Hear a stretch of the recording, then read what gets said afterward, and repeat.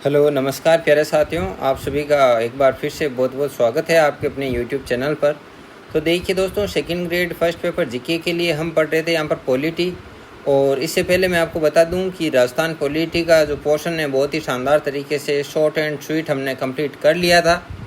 तो अगर आपने अभी तक वो वीडियोज़ नहीं देखे तो मैंने महज 7 से 8 क्लासों में पूरे राजस्थान की जो पॉलिटी का पोर्शन है उसको कंप्लीट किया है।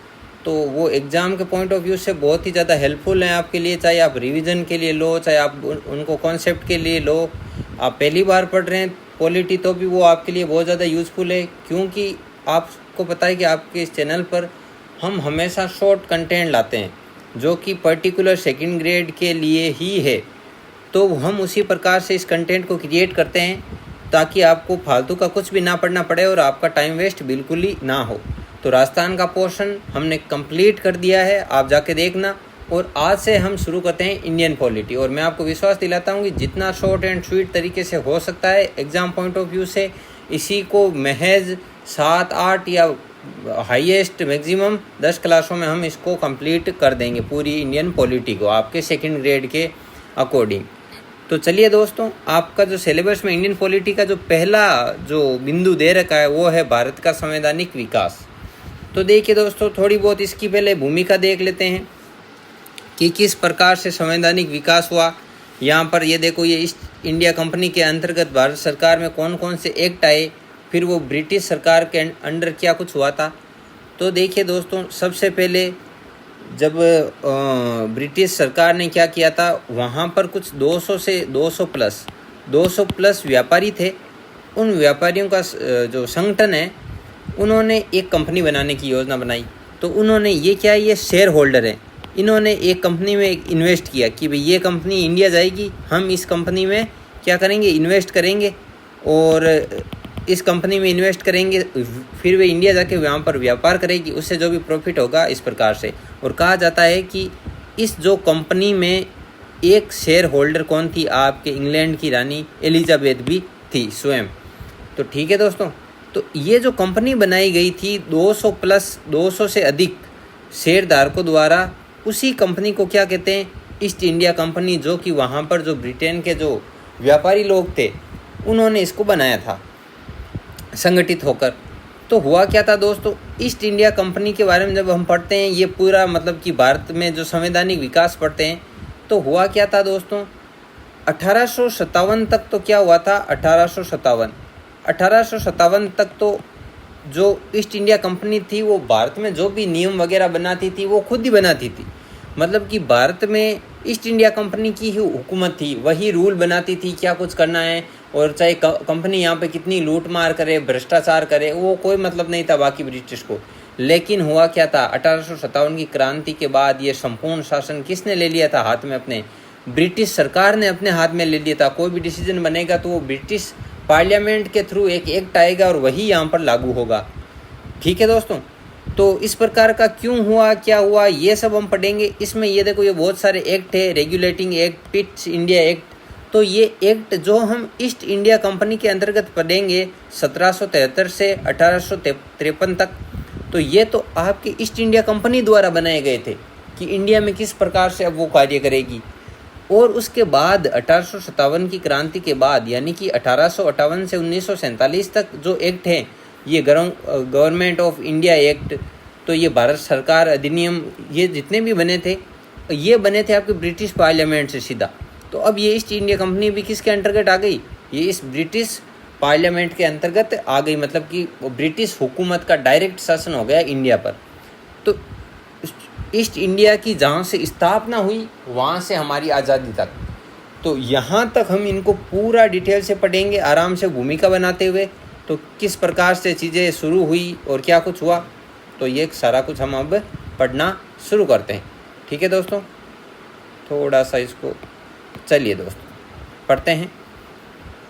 भारत का संवैधानिक विकास। देखिए, भारत के संवैधानिक विकास को हम 2 भागों में विभक्त कर सकते हैं। एक तो ईस्ट इंडिया कंपनी के अंतर्गत शासन था और एक था ब्रिटेन की सरकार के शासन के अंतर्गत। जैसे कि मैंने आपको भी बता दिया था कि भाई पहले 1857 की क्रांति से पहले डायरेक्ट शासन किसका था, तो वो ईस्ट इंडिया कंपनी का ही था भाई। और उसके बाद तो उसके बाद वो हो गया था आपके ब्रिटिश सत्ता के हाथ में, वहाँ से हमारा शासन संचालित होता था। अब देखिए, ये आपको टाइम पीरियड ध्यान रखना है। 1773 से 1853 तक किसका था? ईस्ट इंडिया कंपनी का था। तो ये मैंने एक बार इनकी जो एक सारणी टाइप बनाई है, रेगुलेटिंग एक्ट आया था, और वेरी इंपॉर्टेंट है, ये बहुत डिटेल से पढ़ेंगे, इसको चिंता वाली बात नहीं है। ये था आपके 1773 का। फिर पिट्स इंडिया एक्ट आया, फिर ये चार्टर एक्ट आए। चार्टर मतलब राजलेख, मतलब कि कोई भी जो वहाँ पर जो हुकूमत है वो एक आदेश पत्र जारी करते हैं, उसको बोलते हैं हम चार्टर। तो ये एक्ट का मतलब ये वो कानून है जो उनके द्वारा जारी किए गए थे, और उसी प्रकार से ये चार्टर एक्ट पढ़ लेंगे यहाँ पर 1853 तक। और उसके बाद देखिए, ये ब्रिटिश गवर्नमेंट का जो भारत के लिए जो निकाले गए थे एक्ट, यहाँ पर हम मतलब कि इंडिया पर हुकूमत करने के लिए, तो गवर्नमेंट ऑफ इंडिया एक्ट 1858, फिर भारत परिषद अधिनियम ये 1861 का। इस प्रकार से ये सारे अधिनियम हैं। और लास्ट बाद में देखिए, ये अगस्त प्रस्ताव 1940 का, फिर ये क्रिप्स प्रस्ताव, और ये कैबिनेट प्रस्ताव, और ये माउंटबेटन योजना। इसी के तहत संविधान निर्माण की जो प्रक्रिया शुरू हुई थी, यहाँ तक हम पूरा पढ़ेंगे आज़ादी तक। तो दिसंबर, मैं आपको बता देता हूँ, दिसंबर 1600 में ब्रिटेन की महारानी एलिजाबेथ ने एक आदेश के तहत ईस्ट इंडिया कंपनी की स्थापना के लिए, तथा वो स्थापना होने के बाद उसको 15 वर्षों के लिए भारत में जाकर या पूर्वी देशों के साथ व्यापार की अनुमति दी थी। किसने? एलिजाबेथ ने, ईस्ट इंडिया कंपनी को। तो स्थापना कब? दिसंबर 1600 में।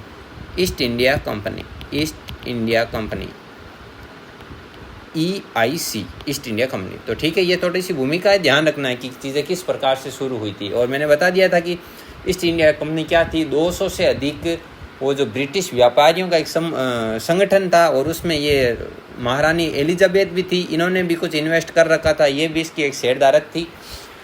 तो उस हिसाब से ईस्ट इंडिया कंपनी की जो स्थापना हुई, और उसके बाद ये भारत आई यहाँ पर। और क्या कुछ चीज़ें होती है, किस प्रकार के एक्ट आते हैं, वो हम अब आराम से बड़े ही डिटेल से शानदार तरीके से पढ़ेंगे।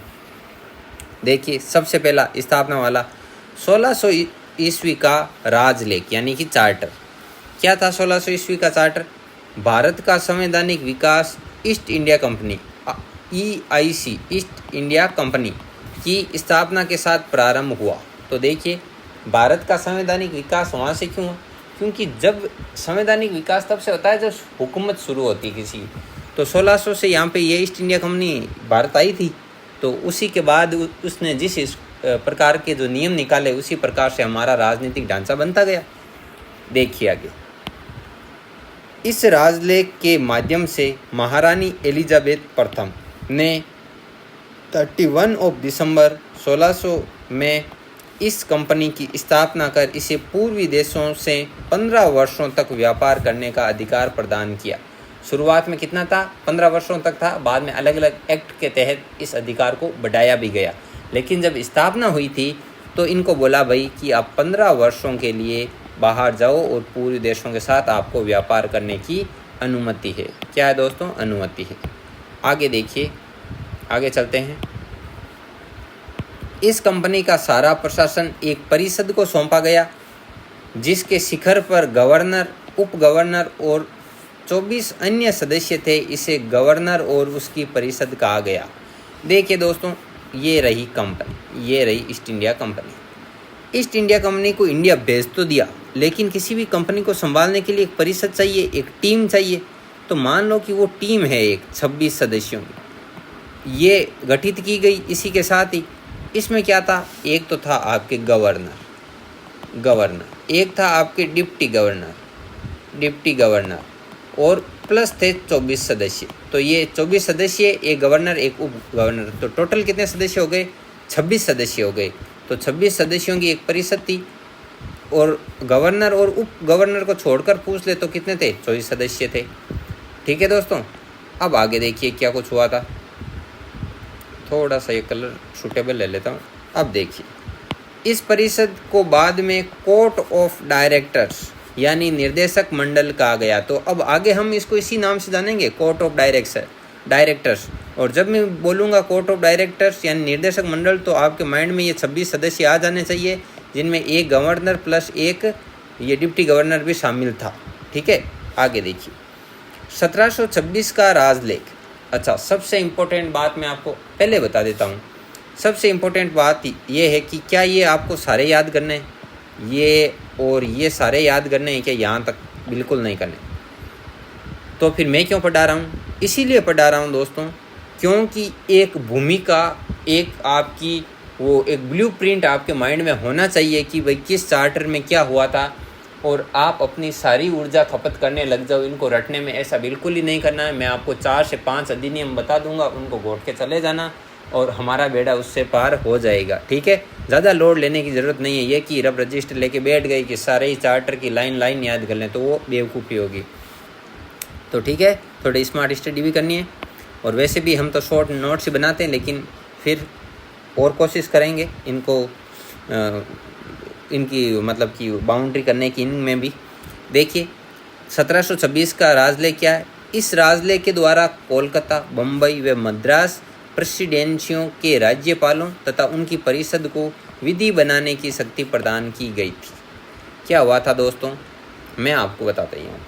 ईस्ट इंडिया कंपनी की कहाँ पर और किस प्रकार ज़रूरत पड़ी, एक बार वापस भूमिका समझ लो। ये है अपना भारत महान, ये रहा, शॉर्ट में बनाया रब। अब यहाँ पर ये है आपकी कलकत्ता प्रेसिडेंसी,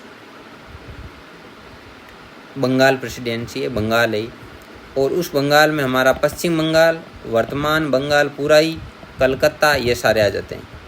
यहाँ पर थी आपके बम्बई प्रेसिडेंसी, ये रही, और यहाँ पर थी आपके मद्रास प्रेसिडेंसी। तो ठीक है दोस्तों, तो अब हुआ क्या था 1765 से 1772 तक। 1765 से 1772 तक क्या हुआ था, इस ईस्ट इंडिया कंपनी ने ज़बरदस्त लूट मचाई यहाँ पर इस बंगाल क्षेत्र में, जिसकी गूंज ब्रिटिश पार्लियामेंट तक पहुँची। ब्रिटिश पार्लियामेंट तक को पता चल गया कि वहाँ पर ये जो ईस्ट इंडिया कंपनी है ये भयंकर तरीके से लूट रही है। तो इसको लूट का काल भी कहा जाता है, लूट का काल। 1765 से 1772 तक के काल को लूट का काल कहा जाता है। चाहे वो आर्थिक रूप से हो, संसाधनों की दृष्टि से भरे पूरे इस बंगाल को, जिसमें कलकत्ता वगैरह ये सब थे, इनको कंगाल कर दिया। बंगाल को क्या कर दिया, कंगाल कर दिया ईस्ट इंडिया कंपनी, इतनी भयंकर लूट मचाई।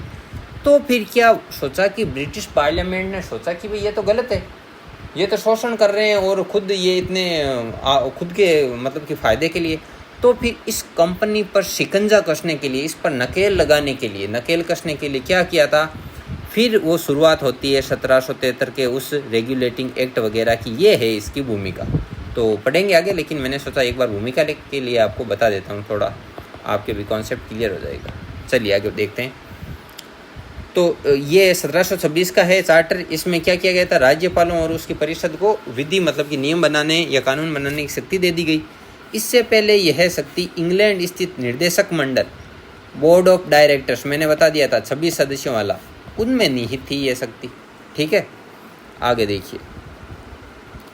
अब ये आ गया आपका 1773 का रेगुलेटिंग एक्ट। तो ये आप ध्यान रखो तो ठीक है, थोड़ा सा ध्यान रख लेना, रटने की ज़रूरत नहीं है। ये बोर्ड ऑफ डायरेक्टर्स वगैरह क्या थे, कितने सदस्य थे, इनमें ये ध्यान रखना है, बाकी ये रटने की ज़रूरत नहीं है। लेकिन इसको भाई पूरा घोट के ही पी जाना, ये है आपका वेरी वेरी इंपॉर्टेंट 1773 का रेगुलेटिंग एक्ट। तो मैंने आपको बता दिया था कि 1765 से 1772 तक इस काल को क्या कहा जाता है, लूट का काल।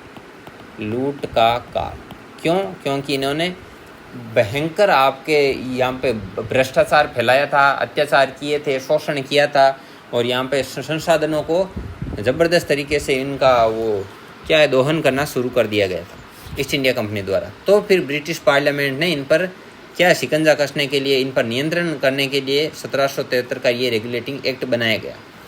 और क्या था इस एक्ट में, वो पढ़ लेते हैं। तत्कालीन ब्रिटिश पीएम लॉर्ड नॉर्थ द्वारा गठित गुप्त समिति की सिफारिश पर पारित एक्ट को 1773 का रेगुलेटिंग एक्ट कहा जाता है। रेगुलेटिंग एक्ट पारित किया गया, उस समय पीएम कौन थे, लॉर्ड नॉर्थ। और कौन सी समिति की अनुशंसा पर, गुप्त समिति की अनुशंसा पर यह रेगुलेटिंग एक्ट पारित किया गया। अच्छा, क्यों किया गया था? इसका मुख्य उद्देश्य कंपनी के कार्यों को भारत तथा ब्रिटेन दोनों स्थानों पर नियंत्रण करना था तथा कंपनी में व्यक्त दोषों को समाप्त करना था। देखिए वो बात आ गई कि इस 1773 के रेगुलेटिंग एक्ट का जो मेन जो एजेंडा था वो क्या था, क्या मकसद था उसका? उसका मकसद था कि जो कंपनी जो कार्य कर रही है भारत में उसको ब्रिटेन तथा भारत दोनों स्थानों से नियंत्रण करना। मतलब कि कहने का मतलब साफ साफ है कि उस पर ब्रिटिश की जो हुकूमत है उसका भी क्या हो, वो उसमें इंटरफेयर करने लग जाए और वो अपना वो नियंत्रण चाहती थी उस पर। ये है इसका सीधा मतलब। कंपनी के संपूर्ण प्रशासन के सुपरविजन हेतु इंग्लैंड में 2 संस्थाएं थी। कंपनी का जो प्रशासन संचालित हो रहा था भारत में, उसके निरीक्षण के लिए 2 संस्थाएं थी। एक तथा आपका निर्देशक मंडल, बोर्ड ऑफ डायरेक्टर्स, कितने सदस्य? 26 सदस्य। और एक था आपके स्वायत्तधारी मंडल। ये क्या था दोस्तों? ये था उन शेयरधारकों का समूह। शेयरधारकों का समूह। किन शेयरधारकों का? तो मैंने आपको स्टार्टिंग में ही बता दिया था कि लगभग 200 प्लस जो शेयरधारक थे, जिनमें एक रानी एलिजाबेथ भी थी। इनका जो समूह था जिन्होंने कंपनी में सबसे पहले फंडिंग की थी, इसको बनाया था, तो वो मंडल था एक तो स्वायत्तधारी और एक था आपके निर्देशक मंडल, बोर्ड ऑफ डायरेक्टर्स, जिसकी स्थापना वो ब्रिटिश पार्लियामेंट द्वारा ही की गई थी कि जब ये इंडिया जाए तो उसको प्रशासन के नियंत्रण के लिए। आगे पढ़ते हैं। प्रोप्राइटर्स निर्देशक मंडल के सदस्यों का चुनाव करते हैं। प्रोप्राइटर्स कौन? ये है प्रोप्राइटर्स, स्वायत्तधारी मंडल। यहाँ पर लिख देता हूँ प्रोप्राइटर्स। ये जिन्होंने इस कंपनी को बनाया था, ये जो शेयरधारक थे शुरुआत में 200 प्लस, ये निर्देशक मंडल के इन 26 सदस्यों को क्या करते थे? चुनाव करते थे। निर्देशक मंडल प्रतिवर्ष सदस्यों में से एक अध्यक्ष व उपाध्यक्ष का चुनाव करता था। पहले तो ये जो शेयरधारकों का समूह था, जिन्हें हम प्रोप्राइटर्स कहते हैं, स्वायत्तधारी मंडल कहते हैं, इनके द्वारा निर्देशक मंडल के उन 26 सदस्यों का चयन किया जाता था। हो गया चयन। तो अब इन 26 सदस्यों द्वारा ही निर्देशक मंडल के अध्यक्ष तथा उपाध्यक्ष का चुनाव कर लिया जाता था। अब देखिए, अब इस एक्ट के तहत निर्देशक मंडल की कार्रवाई 1 वर्ष के स्थान पर 4 वर्ष कर दी गई थी। निर्देशक मंडल की कार्रवाई पहले कितनी होती थी? 1 वर्ष। अब कितनी कर दी गई? 4 वर्ष। किस एक्ट के तहत? 1773 के रेगुलेटिंग एक्ट के तहत। अब देखिए, निर्देशक मंडल के 1/4 सदस्य प्रतिवर्ष अवकाश ग्रहण करेंगे। ये प्रावधान भी किस में था? आपके 1773 के रेगुलेटिंग एक्ट के अंतर्गत था। ठीक है दोस्तों, हो गया क्लियर? उम्मीद है आपको समझ में आ रहा होगा, और समझ में आ रहा है तो वीडियो को लाइक कर दीजिए और चैनल को ज़रूर से ज़रूर सब्सक्राइब कर लीजिएगा अगर आप नए मेंबर हो तो। इस अधिनियम की विशेषताएं, किस अधिनियम की विशेषताएं? 1773 के रेगुलेटिंग एक्ट के तहत एक्ट की विशेषताएं। मैं बार बार क्यों बोल रहा हूँ? ताकि आपकी खोपड़ी में यहीं पे फिट हो जाए एकदम। बंगाल के गवर्नर को बंगाल का गवर्नर जनरल नाम दिया गया था सबसे पहले 1773 के रेगुलेटिंग एक्ट के तहत। उसकी सहायता के लिए, एक मिनट वापस चलते हैं, ये रहा। उसकी सहायता के लिए एक 4 सदस्यीय कार्यकारी परिषद का गठन किया गया था। सबसे पहले क्या होता था? ये भारत है, मैंने आपको बताया था। यहाँ पर बंगाल प्रेसिडेंसी, बम्बई, मद्रास, तो यहाँ पर अलग अलग होते थे। गवर्नर जनरल सामान्य नाम था सभी का। ये भिन्न भिन्न कार्य करते थे, एक दूसरे से कोई लेना देना नहीं था। लेकिन इस अधिनियम के बाद बंगाल के गवर्नर को बंगाल का गवर्नर जनरल नाम दिया गया। ठीक है। और इसकी सहायता के लिए किस चीज़ में? कि कोई फैसला ले तो, या कुछ भी नया वो कुछ प्रस्ताव रखे तो उसके लिए एक 4 सदस्यीय कार्यकारी परिषद का गठन किया गया था। अब देखिए इम्पोर्टेंट क्या नोट डाला गया है? वॉरेन हेस्टिंग को प्रथम गवर्नर जनरल नियुक्त किया गया था। तो पूछ ले, भारत में प्रथम गवर्नर जनरल, तो वो वॉरेन हेस्टिंग होंगे। कार्यकारिणी परिषद के 4 अन्य सदस्य कौन थे? तो यहाँ पर बोला गया है ना 1773 के रेगुलेटिंग एक्ट के तहत कि बंगाल के गवर्नर को बंगाल का गवर्नर जनरल नाम दिया जाएगा और उसकी सहायता के लिए एक 4 सदस्यीय कार्यकारिणी परिषद भी होगी। तो अब जो वॉरेन हेस्टिंग गवर्नर जनरल बना है, उसकी सहायता के लिए जो कार्यकारिणी सदस्य जो परिषद है, उसके जो 4 सदस्य कौन कौन से हैं? फिलिप फ्रांसिस, ये मानसन, बरवेल और कमे वरिंग। तो ये नाम याद रखने की ज़रूरत नहीं है, इतना ध्यान रख लेना कि प्रथम गवर्नर जनरल कौन था? वॉरेन हेस्टिंग था। अब देखिए, इस एक्ट के द्वारा मद्रास व बम्बई के गवर्नर जनरल, बंगाल के गवर्नर, यहाँ पे गवर्नर जनरल नहीं, केवल गवर्नर,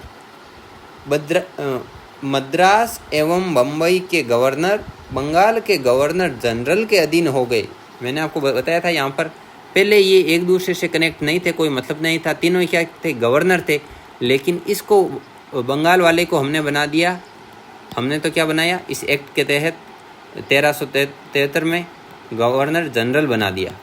तो गवर्नर जनरल हो गए और ये बाकी क्या है? गवर्नर, तो ये इसके अधीन हो गए। ठीक है, तो बम्बई एवं मद्रास के गवर्नर को बंगाल के गवर्नर जनरल के अधीन हो गए।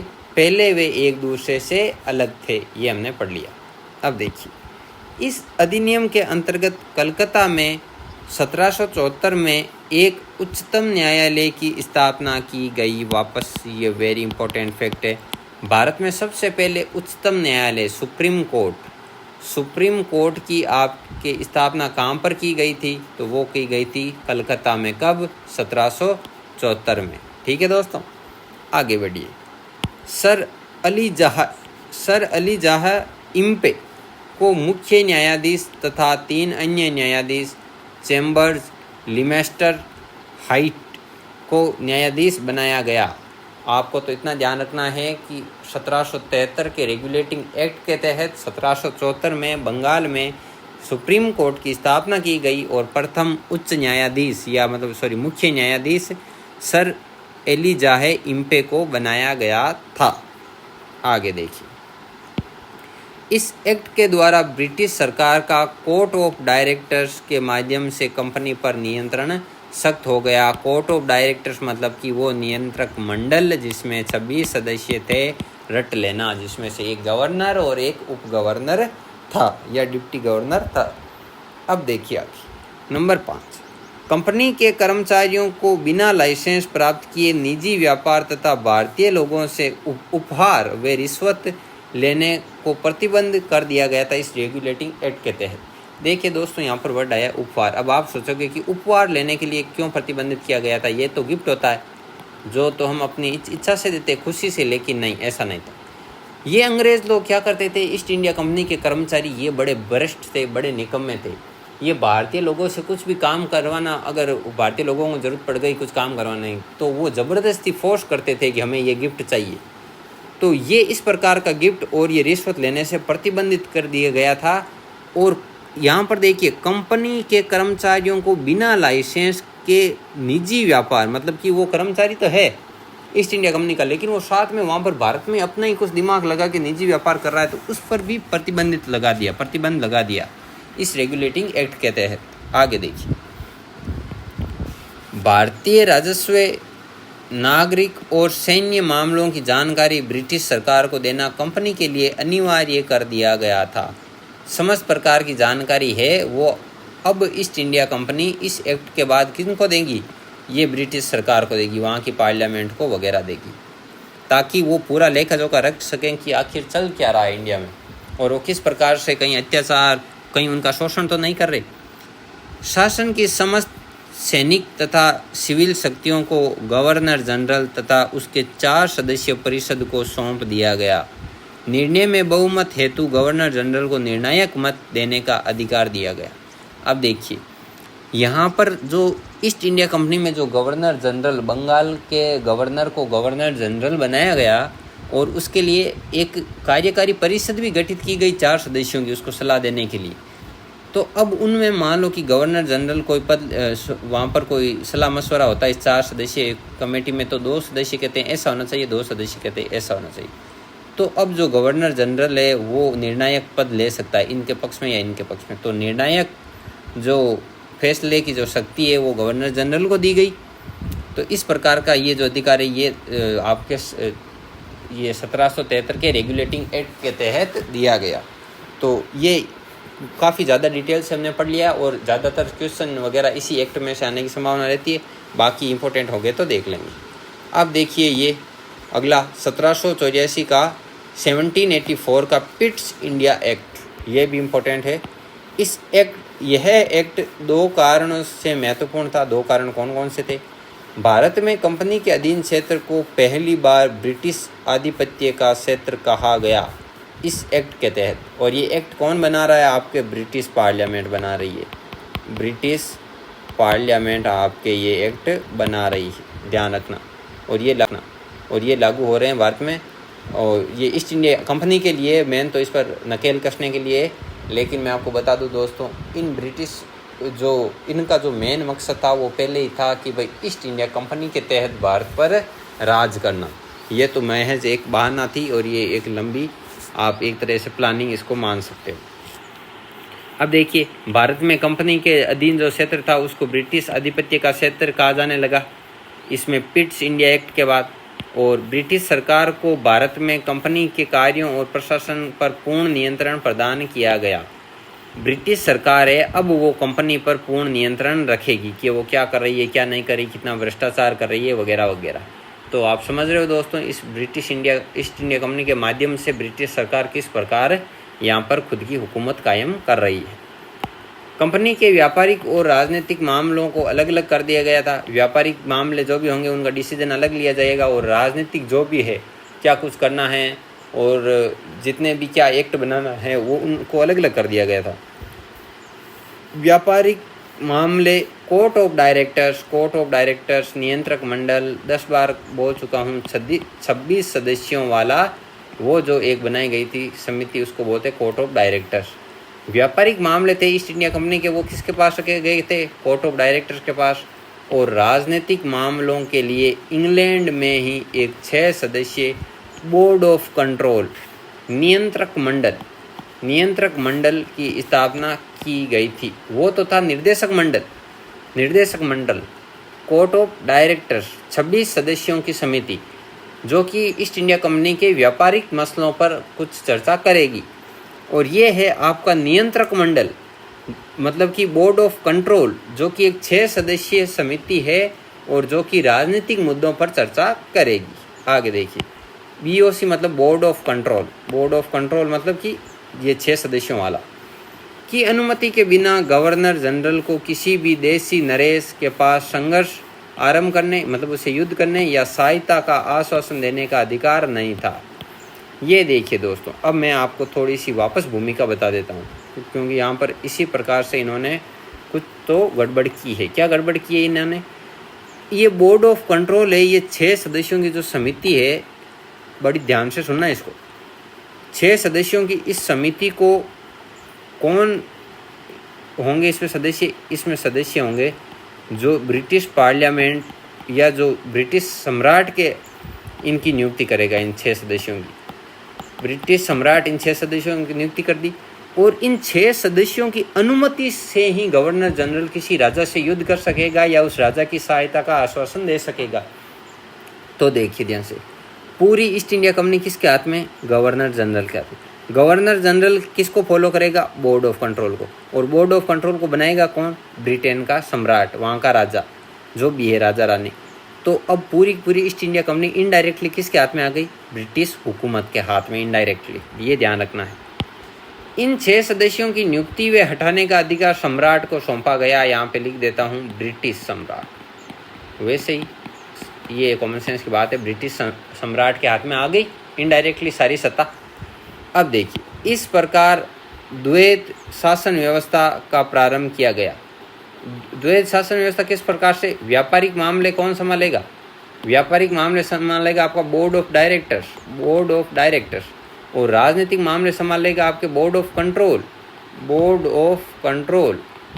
कंट्रोल में 6 सदस्य, बोर्ड ऑफ डायरेक्टर में 26 सदस्य। तो ये द्वैत शासन शुरू हो गया किससे? 1786 के पिट्स इंडिया एक्ट के बाद। तो ये आपको ध्यान में रखना है। आगे चलिए, बोर्ड ऑफ कंट्रोल को यह शक्ति थी कि वह एक मिनट। बोर्ड ऑफ कंट्रोल को ये शक्ति थी कि वह ब्रिटिश नियंत्रित भारत में सभी नागरिक, सैन्य, सरकार व राजस्व गतिविधियों का अधिशन व नियंत्रण करे। तो ये हमने पढ़ लिया था पहले ही वैसे तो, कि बोर्ड ऑफ कंट्रोल की ये जो 6 सदस्यीय समिति है, इसको ये सदस्य थी कि वे जो ब्रिटिश आधिपत्य क्षेत्र वाला जो भारत का क्षेत्र है, इसमें नागरिकों से, सैन्य, सरकार से और राजस्व संबंधी गतिविधियों पर पूर्ण नियंत्रण हो गया इस बोर्ड ऑफ कंट्रोल का। गवर्नर जनरल परिषद में पहले 4 सदस्य थे, ये गवर्नर जनरल और इसकी सहायता के लिए ये 4 सदस्य। तो अब इसके स्थान पर कितने सदस्य कर दिए गए थे? 4 के स्थान पर 3 सदस्य कर दिए गए थे इस पिट्स इंडिया एक्ट के अकॉर्डिंग। आगे देखिए, आगे है 1786 का चार्टर एक्ट। क्या कहता है ये? गवर्नर जनरल को विशेष परिस्थितियों में अपने परिषद के निर्णय को निरस्त कर अपने निर्णय को लागू करने का अधिकार दिया। गवर्नर जनरल को यह आदेश दिया कि ये जो गवर्नर जनरल के साथ में ये टंगी हुई है ना 4 सदस्यीय समिति, विशेष परिस्थितियों में ये जरूरी नहीं है कि ये जो निर्णय ले उन्हीं को लागू करे, ये विशेष परिस्थितियों में इनको खारिज कर स्वयं विवेक के आधार पर भी निर्णय लेने की शक्ति 1786 के जो चार्टर एक्ट के तहत गवर्नर जनरल को दी गई थी और इसे प्रधान सेनापति भी नियुक्त किया गया था। और मैं आपको बता दूं कि 1786 के टाइम जो गवर्नर जनरल था वो था लॉर्ड कॉर्नवालिस था गवर्नर जनरल। तो ये इसे प्रधान सेनापति भी नियुक्त किया गया और इसे खुद निर्णय लेने की शक्ति भी प्रदान की गई थी उस टाइम। अब देखिए 1793 का चार्टर है। 1793 का जो चार्टर है क्या कहता है वो देख लेते हैं। कंपनी के अधिकारों को 20 वर्ष के लिए बढ़ा दिया गया। जब दिसंबर 1600 में स्थापना हुई थी, अच्छा स्थापना के समय कितने वर्षों के लिए रानी एलिजाबेथ ने इनको अनुमति दी थी? 15 वर्षों के लिए। लेकिन 1793 का ये जो चार्टर है इसके अकॉर्डिंग, इसके अंतर्गत कंपनी को पूर्वी देशों के साथ व्यापार करने के लिए 20 वर्षों के लिए उस मतलब की एक वैलिडिटी को बढ़ा दिया गया था। नियंत्रक मंडल बोर्ड ऑफ कंट्रोल मतलब जिसमें कितने सदस्य? इसमें 6 सदस्य। वापस आपको कंफ्यूज नहीं होना, बोर्ड ऑफ कंट्रोल 6 सदस्य थे और बोर्ड ऑफ डायरेक्टर्स में कितने थे? 26 सदस्य थे। तो बोर्ड ऑफ कंट्रोल के सदस्यों को भारतीय राजस्व से वेतन की व्यवस्था की गई थी। ये लो, इनको अब जो 6 सदस्यों को वेतन भी कहाँ से मिलेगा? भारतीय राजस्व से मिलेगा। ये प्रावधान किया गया था 1793 के चार्टर के तहत। आगे देखिए, 1 मिनट में थोड़ा पानी पी लेता हूँ, गला सूख जाता है बोल बोल के।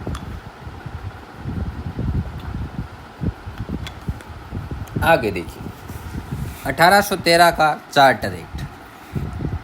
पहली बार ईसाई मिशनरियों को भारत में धर्म प्रचार की आज्ञा दी गई थी।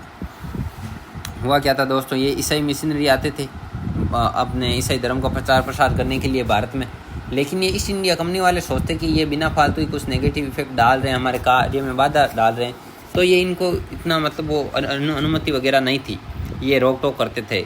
लेकिन अब ये एक्ट कहाँ से आ रहे, मैंने आपको बता दिया, ब्रिटिश पार्लियामेंट से।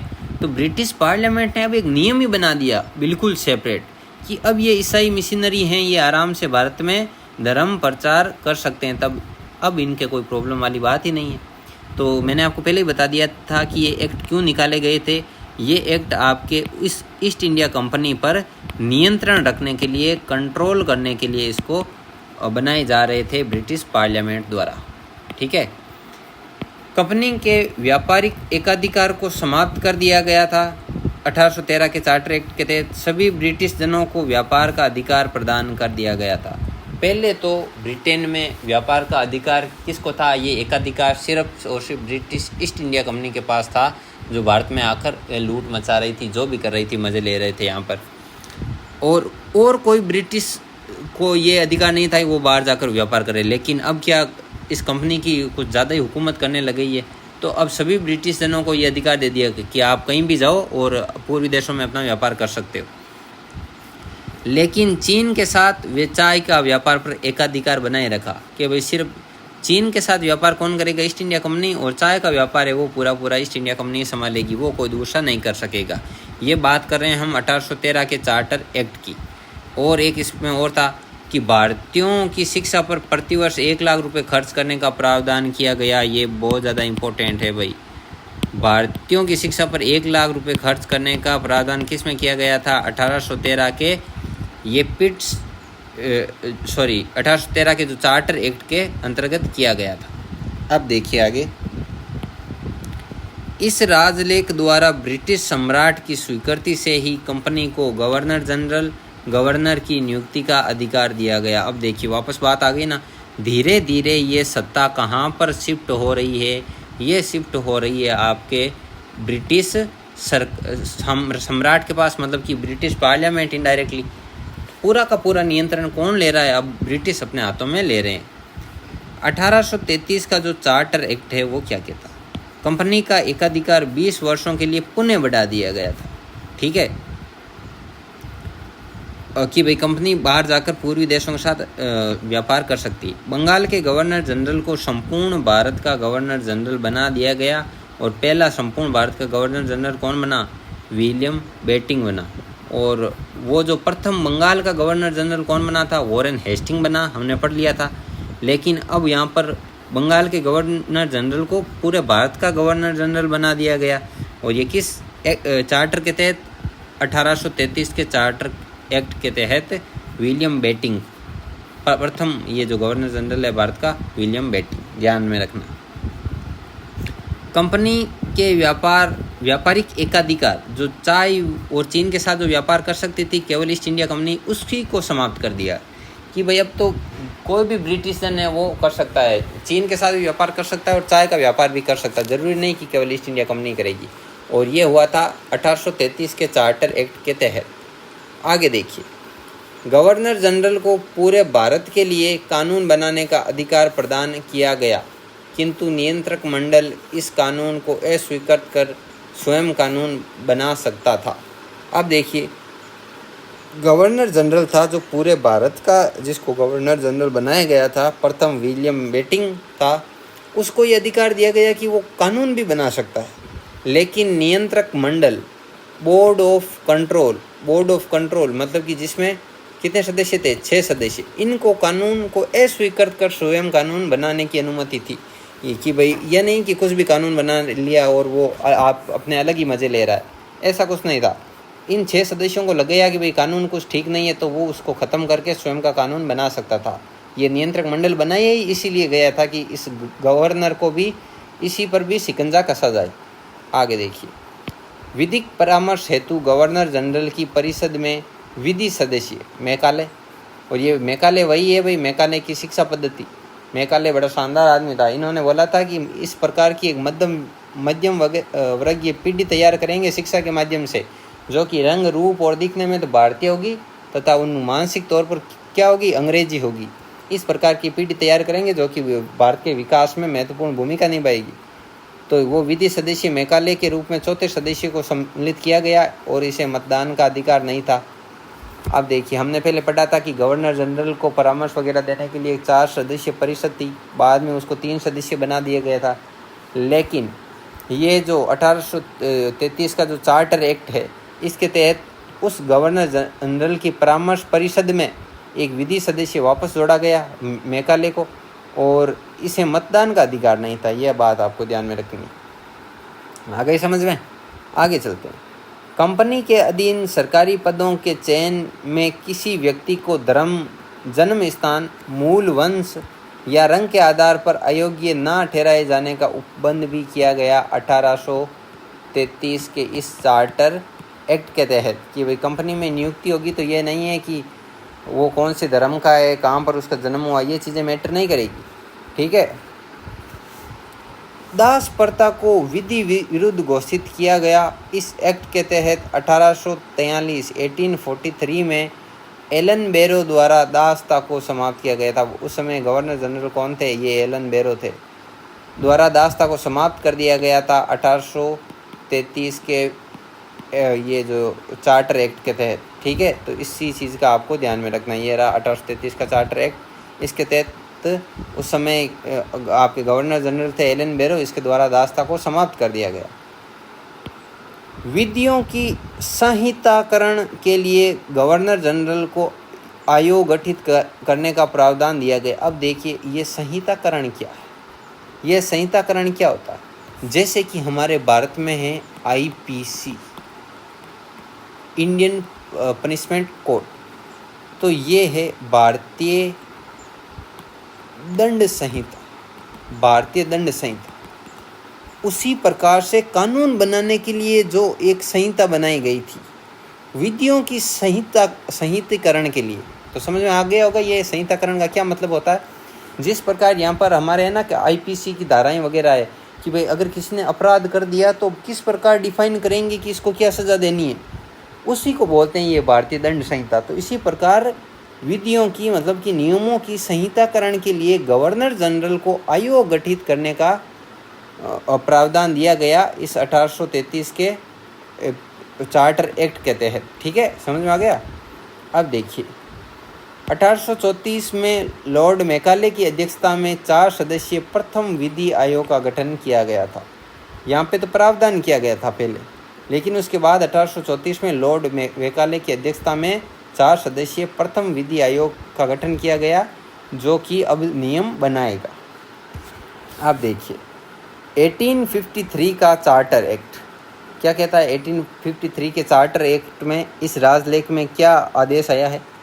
निर्देशक मंडल मतलब बोर्ड ऑफ डायरेक्टर्स कितने सदस्य, 26 सदस्य, याद आया, के सदस्यों की संख्या 24 से 18 कर दी गई। अब आप सोचोगे सर आप तो आधे घंटे से 26 कर रहे हो, अब ये 24 यहाँ पे कहाँ आ गया। तो मैंने आपको स्टार्टिंग में ही समझा दिया, 26 में से एक गवर्नर था, एक उप गवर्नर था, बाकी 24 अन्य सदस्य थे। तो ये आपके 1853 का जो चार्टर एक्ट है ये कहता है कि ये जो अन्य 24 सदस्य थे गवर्नर व डिप्टी गवर्नर को छोड़कर उनकी संख्या कम करके यहाँ पर 18 कर दी गई। मतलब कि कुल संख्या अब कितनी है, 20 है बोर्ड ऑफ कंट्रोल में। ठीक है, इस प्रकार समझना है इसको। कंपनी में कर्मचारियों की नियुक्ति के लिए प्रतियोगी परीक्षाओं को आधार बनाया गया। बस कंपटीशन की तैयारी करो सेकंड ग्रेड की और वहाँ पर लग जाओ। समझ गए मेरे कहने का मतलब, आप समझ गए होंगे कि कंपनी में अगर किसी को नियुक्ति लेनी है तो उसको एक कॉम्पिटिटिव एग्ज़ाम फाइट करना होगा। और उस समय कोचिंग की भी व्यवस्था नहीं थी भाई, और ना ही ऑनलाइन वगैरह कुछ था। आगे चलिए, ये चीज़ें बस समझने के लिए आप शब्दों पर कम जाया करो और भावना को समझा करो। विधि सदस्यों को गवर्नर जनरल की परिषद का पूर्ण सदस्य बना दिया गया था।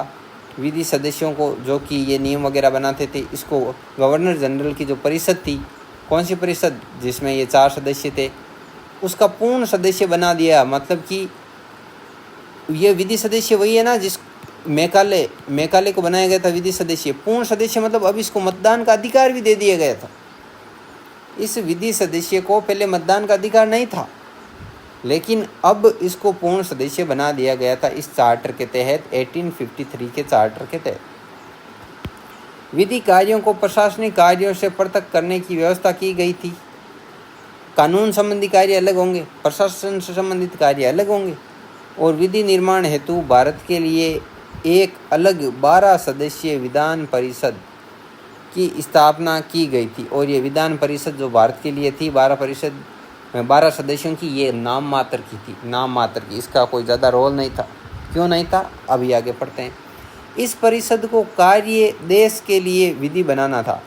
अब आप सोचोगे ये बहुत शानदार काम किया, देश के लिए अलग विधान परिषद बना दी, 12 सदस्य बना दिए, और काम भी इसका ये है कि भाई अब भारत देश के लिए आप विधि मतलब कि नियम कानून बनाओ। लेकिन देखिए यहाँ पर लेकिन मतलब कि गवर्नर जनरल की अनुमति एक्ट बनाने के लिए आवश्यक थी। अब विधान परिषद भले ही आपके शानदार नियम बना दे, लेकिन गवर्नर जनरल की अंतिम अनुमति आवश्यक थी। तो अब देख लिए इनडायरेक्टली पूरी विधान परिषद किसके हाथ में, गवर्नर जनरल के हाथ में। बात तो वही है घूम फिर के। ऐसी विधियों को गवर्नर जनरल वीटो कर सकता था, मतलब उन पर पूरा नियंत्रण कर सकता था। तो और यह आपका अंतिम चार्टर था, मतलब कि ब्रिटिश पार्लियामेंट की तरफ से ये आपके अंतिम चार्टर था। कौन सा, 1853 वाला। तो इसके बाद हम अगले वीडियो में पढ़ेंगे। तो दोस्तों यहाँ से ये नींव डली थी भारत के संविधान की, संवैधानिक विकास यहाँ से शुरू हुआ था। ब्रिटिश ईस्ट इंडिया कंपनी का जब स्थापना हुई थी दिसंबर 1600 में, यहाँ से भारत का संवैधानिक विकास शुरू होता है। तो दोस्तों मैंने बहुत ही ज़्यादा सीमित शब्दों में इसको बांधने की कोशिश की है और उम्मीद करूँगा कि ये आपके खोपड़ी में बहुत गहराई से उतरा होगा ये कंटेंट, और उम्मीद करता हूँ आप काफ़ी ज़्यादा पसंद कर रहे हो, इन्जॉय कर रहे हो इन क्लासों को। तो और अगर आपको किसी भी प्रकार की क्वेरी चाहिए तो आप इस व्हाट्सएप पर 9828081956 पर कांटेक्ट कर सकते हो और किसी भी प्रकार की क्वेरी राजस्थान पॉलिटी या इंडियन पॉलिटी के संदर्भ में कर सकते हो। तो दोस्तों वीडियो आपको पसंद आ रहा है तो ज़्यादा से ज़्यादा व्हाट्सएप ग्रुप में और सोशल मीडिया प्लेटफॉर्म पर इनको शेयर कीजिए, वीडियो को शेयर कीजिए और ज़रूरतमंद एस्पायरेंट तक ज़्यादा से ज़्यादा हमारा कंटेंट पहुंचाइए। यही आपकी फीस समझ लेना इसको। तो ठीक है दोस्तों, उम्मीद करता हूँ आप सभी स्वस्थ हैं, मस्त हैं और अपने हाल में आनंद ले रहे हैं। मिलते हैं दोस्तों अगले वीडियो में, तब तक के लिए जय हिंद, जय भारत।